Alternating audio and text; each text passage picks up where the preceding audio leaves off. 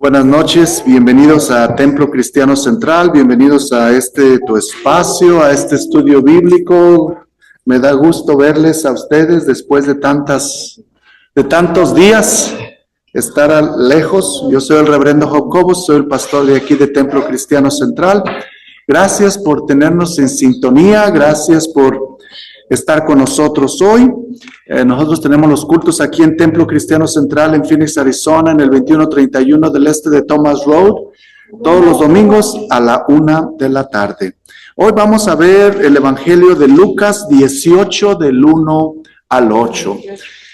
Lucas 18 del 1 al 8, y esta escritura va a ser el Evangelio del siguiente domingo, de este domingo que viene, que se lee a nivel mundial.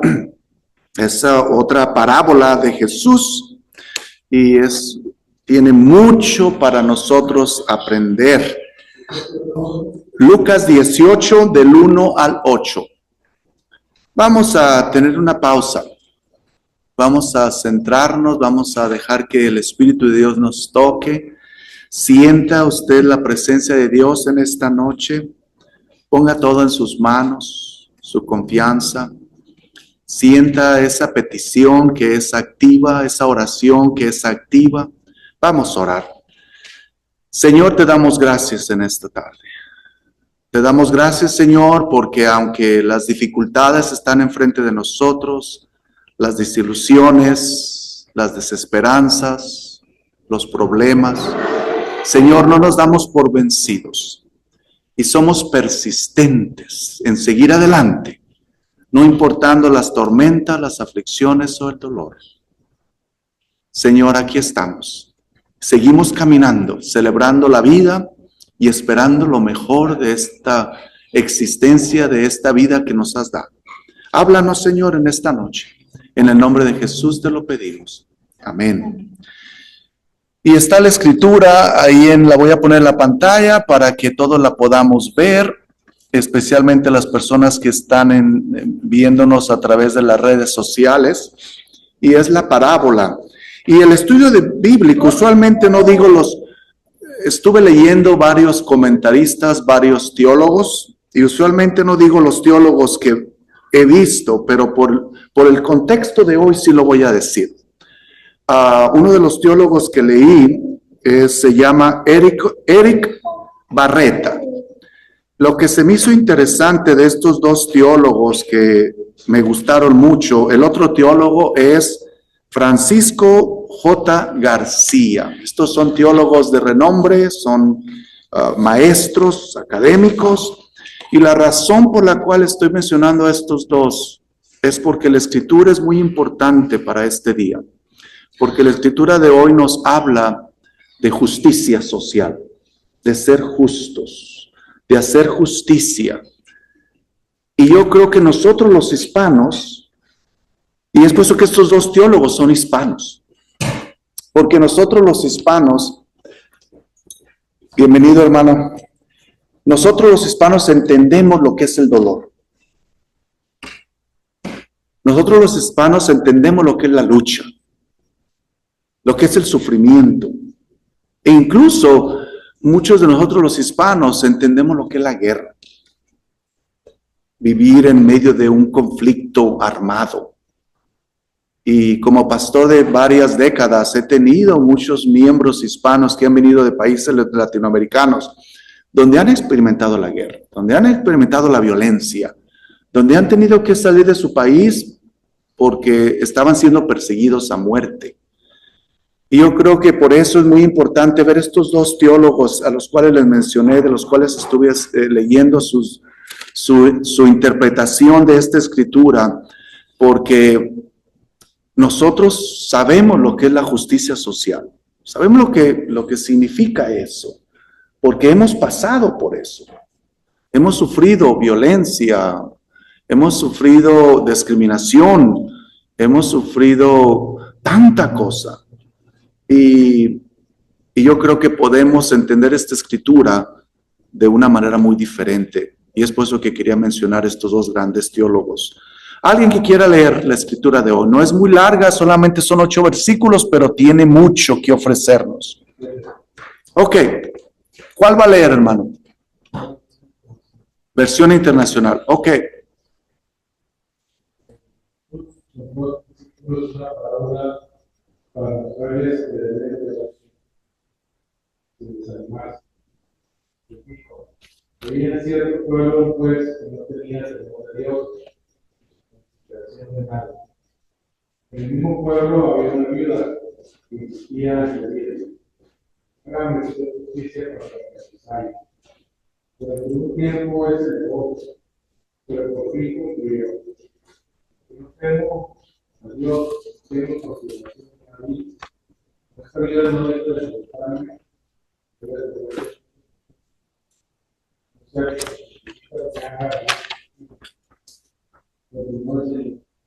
tengan en cuenta lo que después de uso.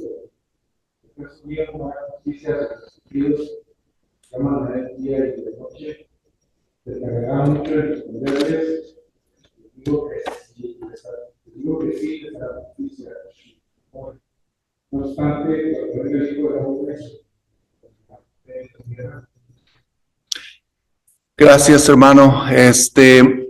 ¿Qué cuando ustedes escuchan o leen o nos predican sobre qué significa el reino de Dios, cómo usted explicaría? ¿Cómo usted entiende el reino de Dios? ¿Lo puede ver? ¿Puede ver el reino de Dios usted?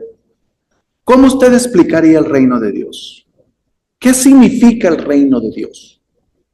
Porque este es el contexto de esta escritura. Si leemos al principio de Lucas 17 o antes de esta escritura, Jesús habla de esta parábola porque trata de explicar lo que significa el reino de Dios.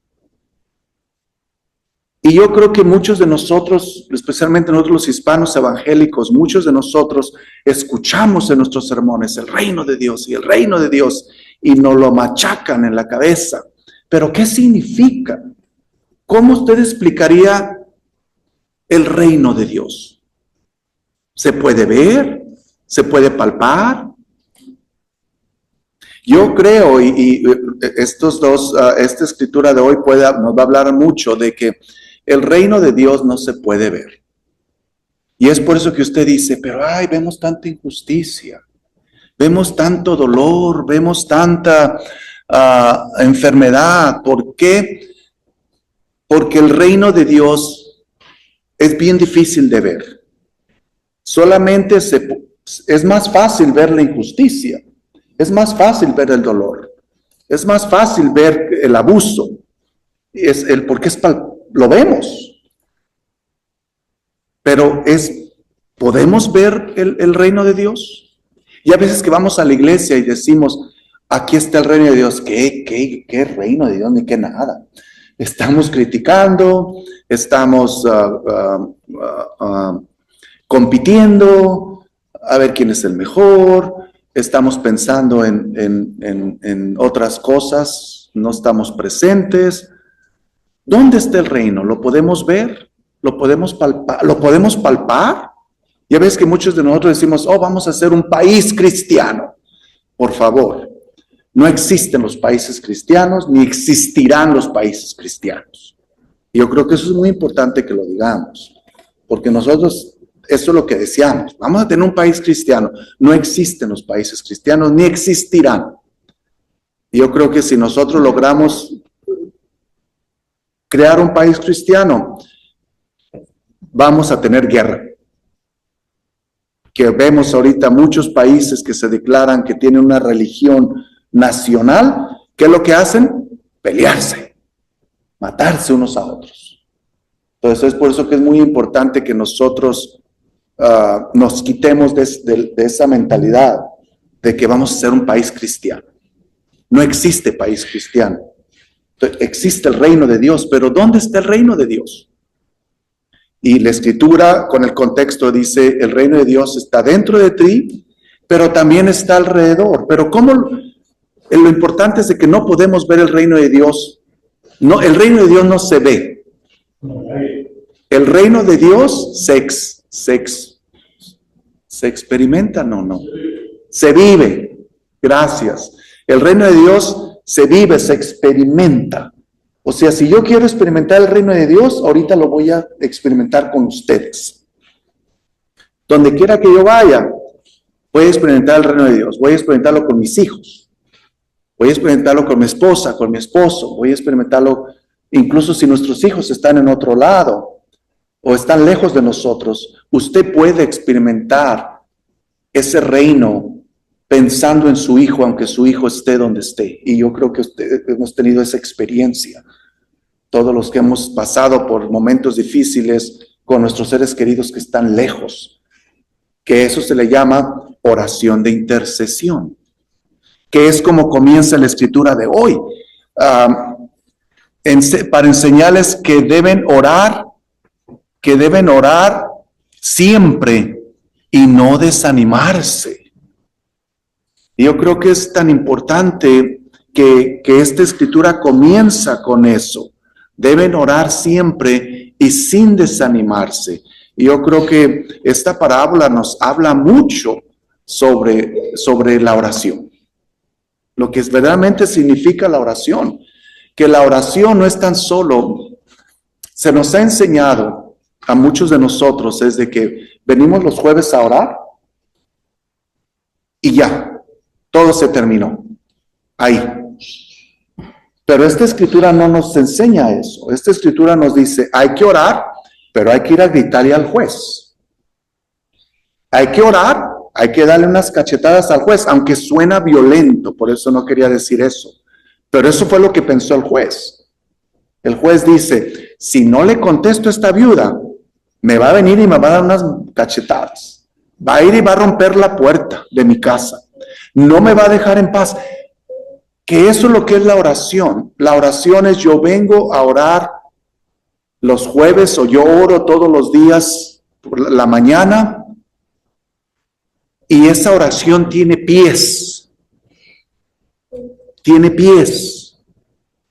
Nuestra oración no vive, no es real cuando no tiene pies y manos.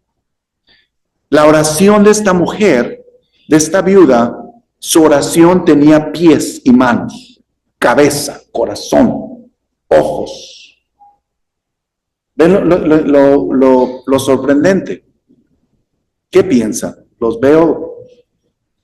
De hecho, yo pasaba que mi mamá me conectaba con mi padre, que como Dios lo que está, pero la presente que hace como son procesadas,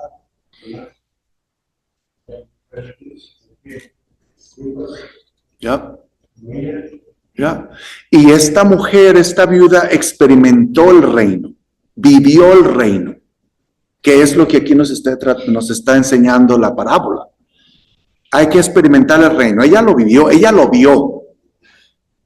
Y yo creo que muchos de nosotros los cristianos tenemos un cristianismo donde no vemos nada. Sin embargo, en todas nuestras experiencias que nos están pasando, en nuestra vida personal y a nuestro alrededor, nosotros vemos con los ojos de Dios. Y yo creo que eso es lo que cambia la vida de uno. Es que ese es el punto, pastor, de que muchas veces nosotros queremos ver las cosas de una manera visible, de una manera palpable. O sea, observar, ¿verdad? Ciertas cosas para nosotros poder creer o sentir eso que estamos viendo, pero pasan cosas a nuestro interior que son visibles hacia adentro de nosotros, pero no sabemos discernir eso que nosotros estamos viviendo adentro, ¿no? Y ahí es donde también Dios se manifiesta. Que ahí está, es el ver con los ojos de Dios. Que no queremos ver con los ojos de Dios. Es bien difícil ver con los ojos de Dios. Vemos con los ojos del ego, vemos con los ojos de nuestros deseos, vemos con los ojos de nuestras ambiciones, pero ver con los ojos de Dios, eso cambia la vida. Porque ver como Dios ve con compasión, con amor, con justicia. Y qué difícil es ver con esos ojos. Y aquí ven, y que esta mujer, ¿qué es lo que identifica más a esta mujer? ¿Qué piensan que es lo que más la identifica? A esta viuda. Por lo tanto, que la identifique como una describe, es una mujer muy fastidiosa. Y yo creo que cuando no solo hay mujeres que son fastidiosas, también hay hombres que somos fastidiosos, hermano. Muy fastidiosos. Yo creo que no le quedo de otra, porque como juez, también yo creo que se puso la posición no como una autoridad, sino también como una persona a carne y hueso. Y yo creo que ahí está el albur, ahí está el por el contra de este juez, que no solamente es escuchar a la persona, no solamente el trabajo del juez es ser el ejemplo, y que su familia sea el ejemplo, y que lleve una larga trayectoria limpia, y ahí aquí podemos ver cómo un juez pierde la paciencia ante la otra persona que es fastidiosa. Entonces, yo creo que en ese momento le funcionó. Entonces, yo creo que cada uno de nosotros tiene una estrategia de mejorar, cada uno de nosotros tiene palabras para mejorar, cada uno de nosotros tiene un momento de oración. Y yo creo que independientemente de eso, es como una llave de cómo abrir y tener acceso para llamar la atención. Claro. Entonces, yo creo que cuando aquí hay dos cosas muy diferentes. Cuando una persona es fastidiosa para bien y para el beneficio de un grupo de personas, y cuando una persona es fastidiosa por verdad, porque así quiere las cosas, porque así ya funcionaba, pero resulta que cuando llegas a la presencia de Dios y tratas de conocer a Dios, ves que tu estrategia no te está funcionando, entonces tienes que cambiar la manera, o tienes que buscar otro punto para tratar de llamar la atención de Dios. Claro. Y yo creo que es muy importante ver aquí que lo dice la Escritura, lo describe. En una ciudad había un juez que no tenía miedo de Dios, o sea que no, a Dios lo había hecho a un lado, y también a la gente. O sea, este juez era un juez muy malo. De hierro, o sea, que no tenía respeto de Dios ni tenía respeto para la gente. Entonces, es muy importante ver esa frase, porque no podemos comparar, o sea, que lo que está diciendo esta frase, Dios no se parece ni un poquitito a este juez. ¿Se imaginan? Si este juez, que no tenía perdón de Dios, podríamos decir, que le dio la espalda completamente a Dios y también no tenía respeto con la gente, supo hacer algo bueno por alguien. Y también que fue pues correcto en ese momento, porque la situación que ella tenía quizá iba a tomar un proceso como usualmente toma. Si te damos la fecha para diciembre de este año, te damos la fecha para el siguiente año, vuelve a intentar, pero ella se topó con, es como pared. Bueno, no había esperanza para ella. No había esperanza para ella porque era mujer, era viuda, no tenía, o sea, era una mujer que estaba desplazada, una mujer que no tenía, impotente, indefensa. O sea, esta mujer no tenía nada. ¿Cuál era? Yo creo que usted lo dijo. ¿Cuál era la arma más poderosa que esta mujer tenía? ¿Cuál fue su arma, su poder? La persistencia. La persistencia. Y cuando yo estaba estudiando para este estudio bíblico, yo dije, ¿cuál ha sido mi persistencia por los últimos 45 años de mi pastorado? Es de que pase lo que pase, sigo adelante. Nada me detiene. Sigo adorando a Dios, sigo evangelizando a la gente, enseñando a la gente, sigo aprendiendo, sigo ayudando. Y me entró un calorcito en mi corazón, porque el arma más poderosa de esta mujer era que persistencia. Y yo creo que a nosotros hasta una mosca nos desanima. Yo creo que por eso dicen el que persevera alcanza. El que persevera alcanza, que lo dice claramente la Escritura. Y yo creo que esta viuda dice, no me voy a dar por vencida. No me voy a dar por vencida. Porque ella, incluso viviendo en una época patriarcal, donde la viuda, la mujer, no tenían valor. Y ella dice, pero tengo mi persistencia, de que aquí voy a estar día y noche, pidiendo mis derechos, pidiendo justicia, ¿ven? Por la justicia social, pidiendo justicia. Y yo creo que estamos bregando algo aquí en Templo de hacer justicia con una de nuestras hermanas. Y ayer hablando con dirigentes de nuestra congregación y dirigentes de la otra congregación, les digo, tenemos que ser justos en cómo nosotros tratamos a los demás y más a los de nuestra congregación. Tenemos que ser justos.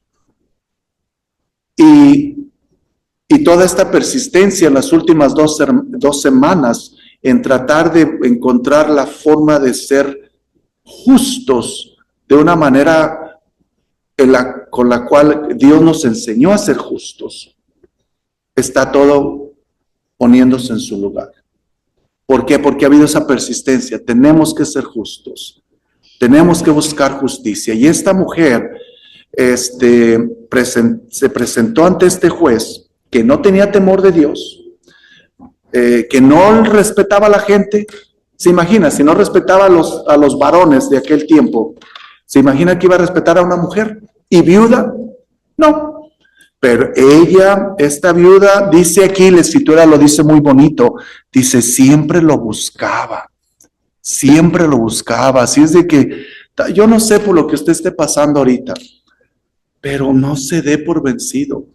Esa persistencia de seguir adelante y que Dios tiene un plan y que lo tiene al punto y a la letra y a la coma. Y yo, como les digo, yo pensando en mi ministerio por décadas, y estaba pensando que de esta congregación, de los últimos 25 años, han salido 5 pastores y pastoras ordenadas con seminario, académicamente preparados y ordenados. Hermanos, ¿Y va a salir uno? si nos damos por vencidos, si nos hubiéramos dado por vencidos 25 años atrás, ¿qué hubiera pasado? ¿Qué hubiera pasado? Entonces, esta viuda, siempre lo buscaba, o sea que no se dejó, iba y le tocaba la puerta, por favor haga todo lo posible para que se me haga justicia, que es lo que estaba buscando. Entonces, fíjense, ella al principio de esta escritura era una mujer de oración, pero le puso patas a su oración, le puso manos, le puso ojos. Muchos de nosotros decimos, ya oré, pues ya se lo voy a dejar a Dios. No, hay que ponerle patas, hay que ponerle pies. ¿Qué tengo que hacer yo para que esta oración se haga viva? Para que esta oración trabaje o funcione o haga el milagro de una manera mística. Cuando me refiero a mística es que cuando estamos orando por nuestras familias que están en problemas, usted ora por su hijo, oramos por nuestros familiares, de alguna forma mística, esa oración va a obrar hasta donde está. Lo he visto en muchas ocasiones, muchísimas veces. Lo he visto en mi vida y lo he visto en la vida de mucha gente. Que uno dice, ¿pero cómo? Pues sí, yo lo he visto cuando yo oro por mis hermanos de sangre, y yo le digo siempre en la oración, y me acuerdo cuando oraba mucho por mi mamá, Y yo le decía, Señor, yo estoy lejos, mi mamá está sola, aunque tiene un montonal de hijos, pero está sola. Cuídala, y tú me prometiste que yo soy tu pastor y yo cuido de tu rebaño y tú cuidas de mi familia. Cuando mi mamá se enfermó del corazón, cuando mi mamá fue al hospital de mi pueblo, el doctor a cargo de todo el hospital subió a mi mamá en su carro y la llevó al hospital del estado. O sea, y desde esa vez, ese doctor se ocupó de mi mamá hasta que mi mamá murió. Él hizo la operación del corazón, todo. Mi mamá nunca murió del corazón. Y él hizo la operación casi 20 años atrás. Él la cuidó. Y cuando mi mamá murió, él estuvo en el funeral. Es uno de los doctores más respetados del centro de México. Y yo siempre dije, es porque las oraciones que hacemos por nuestros seres queridos, Dios de alguna forma está obrando místicamente. Es de que no se desespere. Y si usted recibe la mala noticia, no se desespere. Claro que uno no es de piedra. Claro que hay que llorar, hay que patalear, pero no se da por vencido, como esta viuda. Dice, no voy a descansar hasta que me haga justicia. ¿Qué ustedes piensan que hizo esta mujer? Al estar, fíjense lo que dice el versículo 4 y 5. Al principio el juez no quería, como siempre, como está diciendo nuestro hermano Saúl, que aquí las cortes ahora, y yo me escucho a ustedes que muchos de ustedes tienen cortes, y cuando me dicen, no, tengo corte hasta enero, febrero del año que entra, digo, pero tanto tiempo de esperar, que ha de ser tenso, yo no me imagino. Y dice aquí el versículo 5, que al principio el juez no quería atender a la viuda. Y lo dice claramente, como este juez verdaderamente tiene el corazón de piedra. No.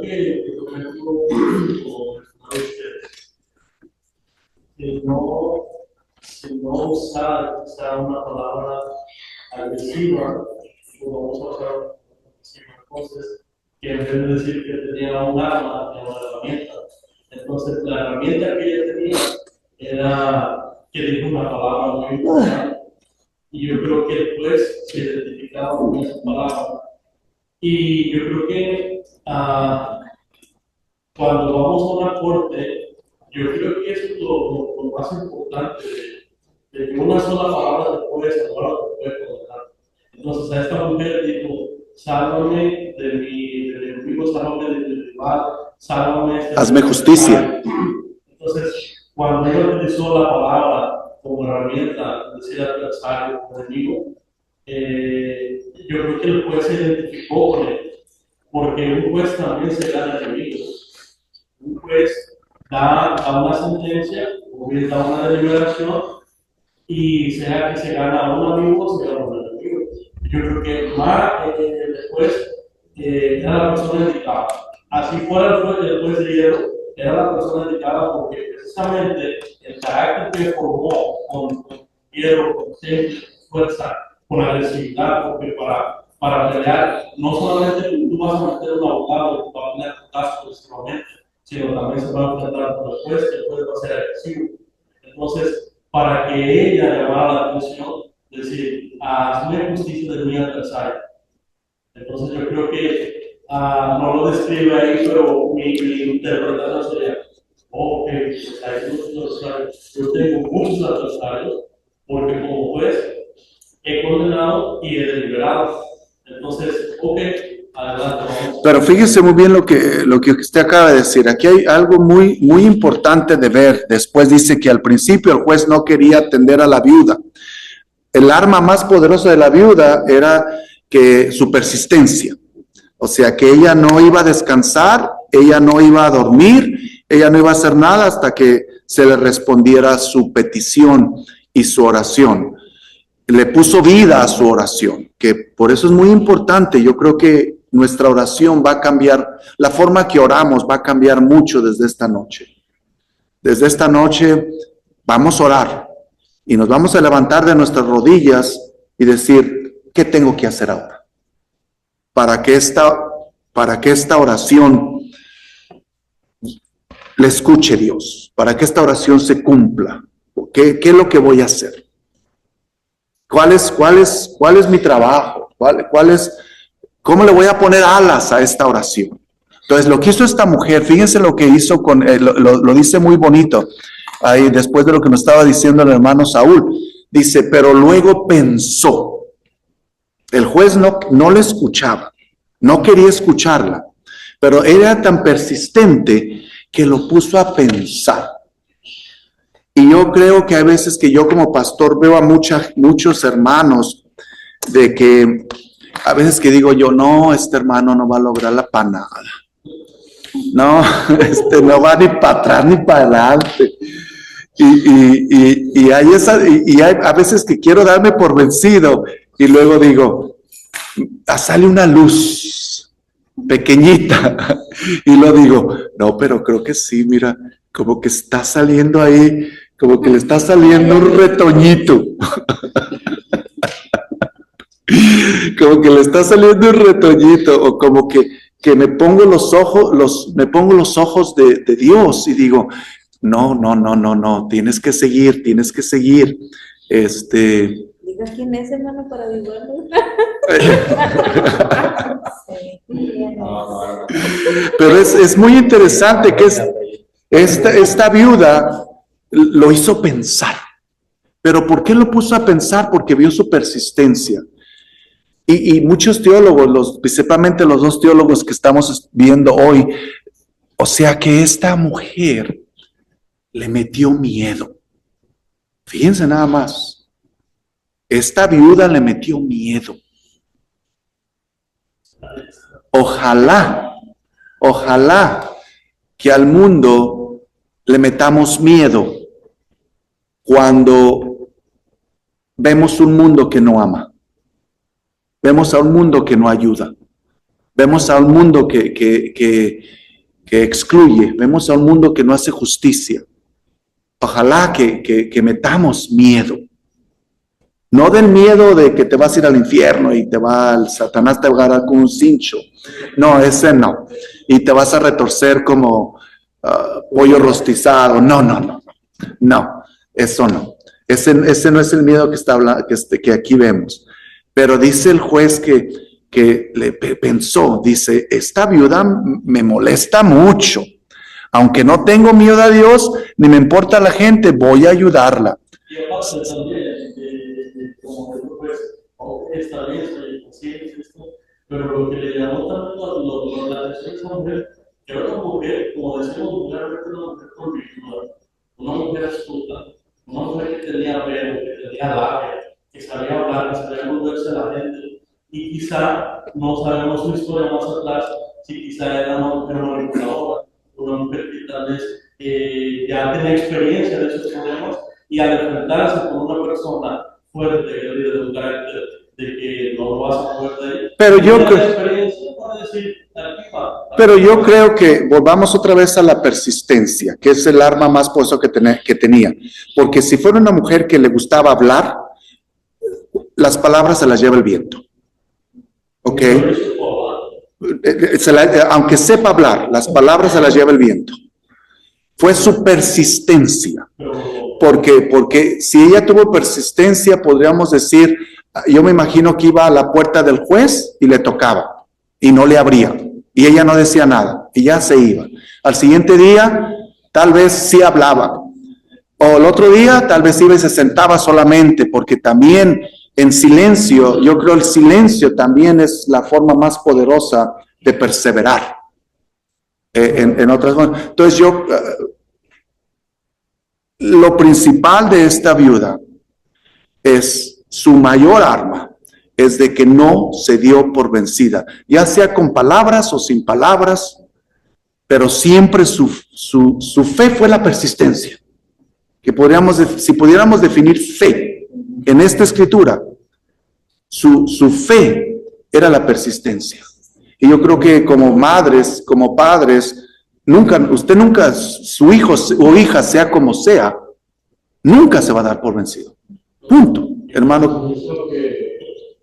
Que también ella no tenía más que perder, porque que pueda llegar a los años. Pues a lo mejor cumple la subsistencia, la vida, ¿no? Pero eso también que está, a mí que también es un cierto temor en ella, esos adversarios que le gustaban y la traían ahí. Entonces también eso lo empuja a uno a veces también a jugar así. Bueno, es como como un animal cuando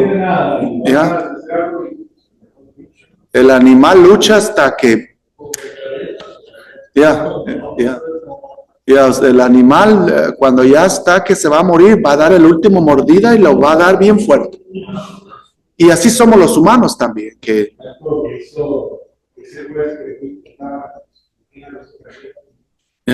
pero le metió miedo. O sea, él dice, si no lo hago, fíjense lo que dice, nunca dejará de molestarme. O sea, esta mujer verdaderamente, y yo como le digo, a veces que yo veo mucha gente que digo, no, este hermano, esta hermana no va ni para atrás, para adelante, pero luego yo veo algo y digo, no. Si hay potencial. A lo mejor oraba mucho, por eso también su persistencia. Ay, Señor. Digo, no, me sorprenden. Pero aquí vemos que él dice, si no lo hago, nunca dejará de molestarme. O sea, que él ya se estaba resignando. Deje ver cómo lo dice. Me agote la paciencia, lo dice en la Reina Valera. Si no, en versículo 5, dice, si no lo hago, me va a agotar la paciencia. Entonces, muy interesante cómo él le da miedo. O sea, dice, ya voy a hacerlo. Pero ahora vemos que si este juez, que era juez malo, que en ninguna forma se puede comparar a Dios. Y volviendo a la oración, que ustedes tuvieron estudio bíblico de la oración y también predicó sobre la oración el domingo. Yo creo que Dios nunca se comparará a este juez malo. Porque lo dice el versículo 7, Jesús ya empieza a explicarla, dice, fíjense en lo que dijo ese mal juez, versículo 7. ¿Creen ustedes que Dios no defenderá a las personas que Él eligió y que de día y de noche le piden ayuda? ¿Qué están pidiendo? Justicia.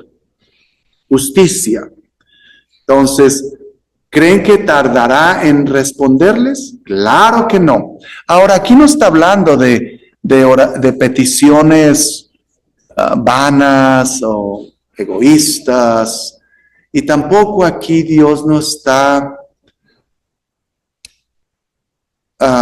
sentado en su trono para dígalo. No, eso no. Dios no está sentado en su trono para ver cada oración que sale de su boca. Quitémonos de esa fantasía. ¿Ok? No, hablemos en serio. Hablemos en serio. O sea, sí, ya me pediste, ahí está. No, ese no es nuestro Dios. Ese no es el Dios en el cual nosotros creemos. ¿Ok?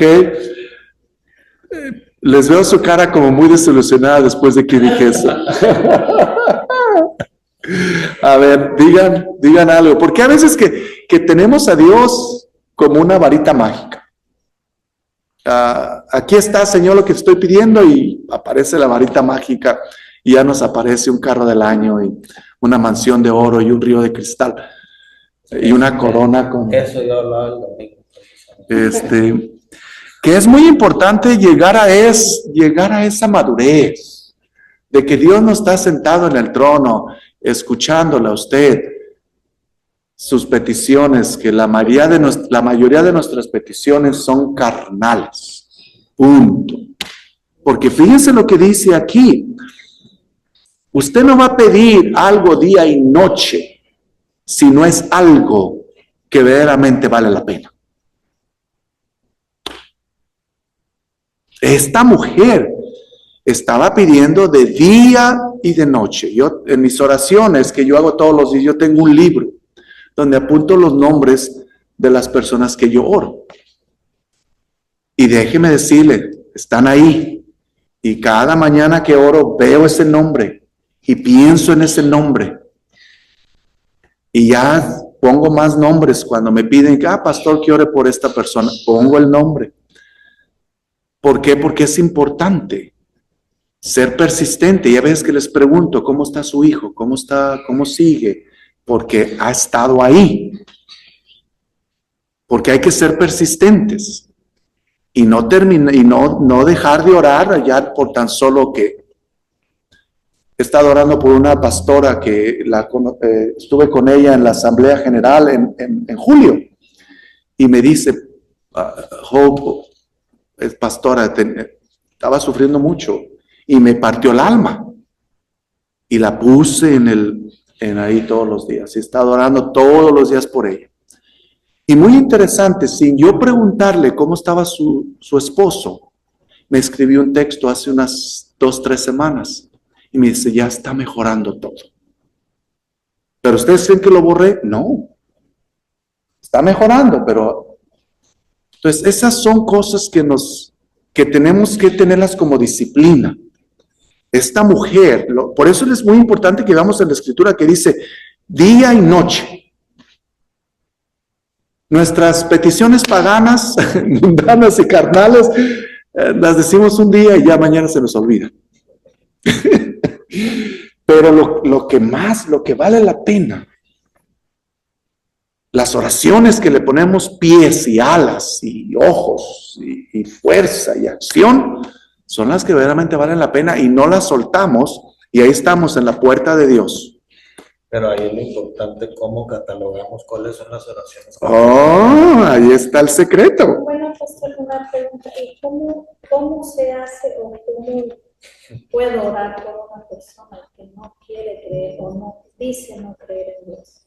Y sin embargo se está metiendo en cosas que no nos gustan. No es la persona, es su oración que va a interceder. Y Dios va a traer de alguna forma. Me hubiera gustado, no sé si la hermana Ana, ya dije el nombre. Pero yo creo que la hermana Ana no es un buen testimonio y ojalá que el Día de las Damas ella dé testimonio de sus hijos. Sí. Que ahora su hijo está en una iglesia él vino aquí varias veces, pero pues no le entró ni por uno ni por otro. Pero sin embargo, él regresó a México y se convirtió, ya fue a una iglesia y ahora ya es, Dios mío, que yo al verlo aquí, que yo decía, este hombre no va para atrás ni para adelante.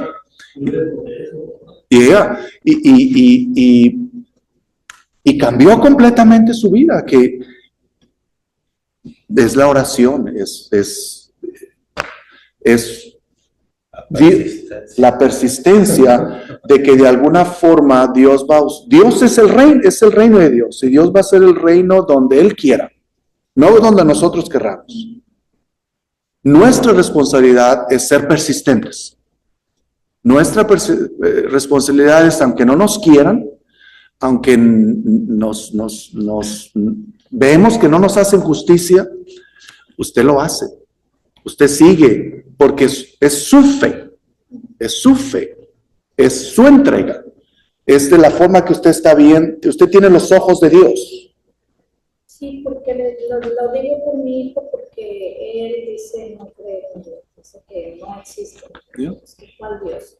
En cambio se está metiendo en cosas de santería y de que la santa y no sé qué cosas feas por ahí.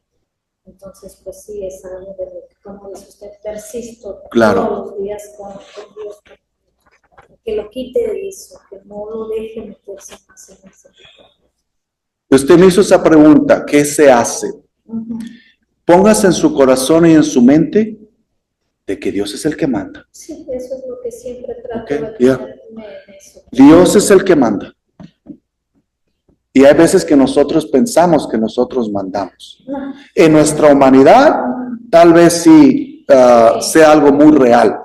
Pero, hermana, hay veces que yo mismo me tengo que doblegar y decir, es que tú no mandas. No es tu iglesia. No es tu pueblo. Y hazlo con oración de gracias. O sea, dar las gracias porque tienes la fe de que ya Dios te está obrando. Entonces, Dios es el que está en control. Nosotros no. Y Dios sabe lo que está haciendo. O sea, nosotros lo que queremos, y estaba leyendo otros documentos de que eso es la fe. Esta viuda, ¿ustedes creen que ella tenía la certeza de que le iban a hacer justicia a este juez? No. No. Yo me imagino, como está diciendo el hermano Saúl, esta mujer tal vez pensó que se iba a morir tocándole la puerta al juez. Que iba a durar años tocándole la puerta al juez. Que iba a durar años hablándole al juez y pidiéndole misericordia. Sin embargo, su fe era tan fuerte y su persistencia era tan fuerte que ella dice, pues aunque no lo logre ver en mi vida, no me importa, pero mi fe no se va a acabar. Ve lo hermoso, que eso nos ayuda a pensar de que cuando nosotros estemos en nuestro lecho de muerte, podamos decir, viví en fe, mi fe no menguó. Que es hermoso, porque no hay algo más triste de que nosotros estemos en nuestro lecho de muerte y ver hacia atrás y pues no vemos nada. No vemos nada. No vemos nada. Y no vemos nada. Entonces es importante que veamos a esta viuda que no se dio por vencida y que logró ver, porque al final dice, ¿acaso encontraré gente que confíe en Dios? Que podríamos cambiarlo, ¿acaso encontraré de gente que tenga esta fe, que tenga esta persistencia como esta mujer? Y lo más hermoso es de que Dios no se parece a este juez. En nada, de que Dios nos va a contestar nuestras oraciones por su pura misericordia. Es todo. Porque ahí ya vamos a terminar, pero voy a darles algo para que se les quite la vergüenza y se despierten. ¿Ustedes creen que Dios contesta las oraciones de las personas que no son cristianos? Sí. Pues estoy tan orgulloso de ustedes porque la mayoría de los evangélicos dirían que no. Porque muchas de las veces hay muchas personas que aunque no vayan a una iglesia o no se congreguen, tienen su corazón. O sea que Dios les contesta sus oraciones por la purita misericordia. ¿Ven? Misericordia es, sí, no tiene tamaño, no tiene excepción de personas. No tiene, o sea, nada, es pura y es para todos. Yeah. A veces hay muchas personas, más buenas personas de corazón, fuera de la iglesia. Y hay veces que Dios contesta malas oraciones de gente que no tiene ni la menor idea de Él, que de nosotros que estamos aquí plantados en la iglesia 3 veces a la semana. Sí. Es cierto. Es increíble. Y por eso, y quise hacer esa pregunta. Yo no pensé que todos fueran a decir que sí, incluso yo pensé que todos ustedes iban a decir que no, que Dios, porque tenemos algo muy interesante nosotros los evangélicos, y con esto termino. Hemos hecho de nuestro cristianismo algo de lo cual decimos somos dueños. Somos dueños de la iglesia, somos dueños de la Biblia, somos dueños de Jesús, somos dueños de Dios. Y Él nos pertenece a nosotros y no a nadie más. Y es muy triste cuando escuchamos eso. Dios no le pertenece a nadie. No le pertenece a la iglesia cristiana, no le pertenece a la pentecostal, no le pertenece a la católica, no le pertenece a la mormona, no le pertenece a nadie. Dios no le pertenece ni a usted. Y yo creo que eso nos da mucho alivio. Y aquí vemos que aquí lo que nos está enseñando es de que esta mujer tenía una perseverancia tan grande. Y si nosotros vemos a Dios y vemos el mundo con los ojos de Dios, hermanos, nuestro mundo va a ser muy diferente. ¿Algún último comentario antes de terminar? El tiempo se nos va cuando tenemos... Yo me quedo con la enseñanza, aparte de todo lo que hablamos, que digo, si un juez injusto pudo ser justo, ¿sí? ¿Por qué creer en los jueces injustos cuando sabemos que existe un juez justo? O sea, ¿por qué poner poner las cosas en manos de personas injustas si sabemos que hay un justo y es Dios Todopoderoso, ¿verdad? O sea, y podemos brincarnos esa parte, y muchas veces ponemos nosotros las cosas en las manos o en cosas o en momentos equivocados, sabiendo que lo podemos poner en manos de Dios. ¿Y que Él es justo? Y que Él es justo. Y no correr el riesgo de poner las cosas en manos de alguien injusto, pensando, creyendo o deseando que pueda llegar a ser justo.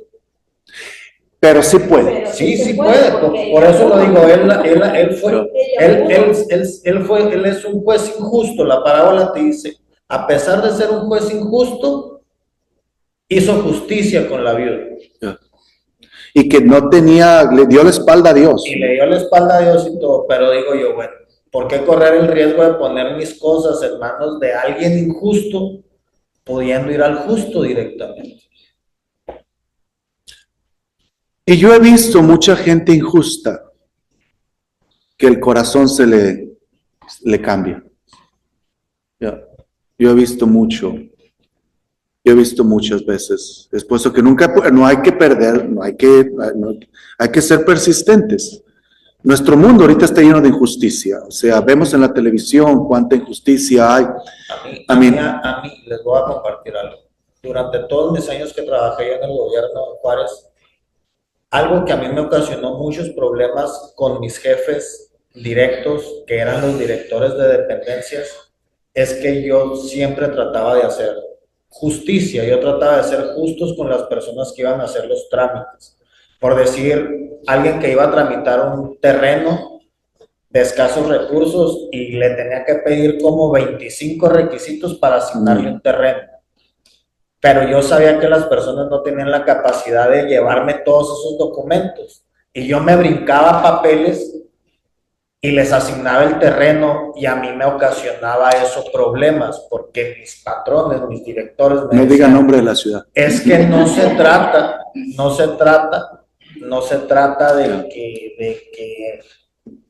de que estés tratando de ayudarles, sino de que aquí las reglas son así, se tienen que cumplir, y yo iba en contra de eso, porque a mí se me hacía injusto el hecho de yo negarles a alguien un beneficio nomás por ciertos requisitos que yo sabía que nunca me los iban a llevar, y que era gente que se iba a quedar sin el beneficio. ¿Alguien más? ¿Qué más se lleva antes de terminar? Que hay que ser persistente y no rendirnos. No rendirnos. Insistir, persistir, resistir, pero nunca desistir. Wow. Ya. En mi caso me llevo que voy a seguir insistiendo porque para que algún día sea la persona que yo espero que Intentado. Y yo no.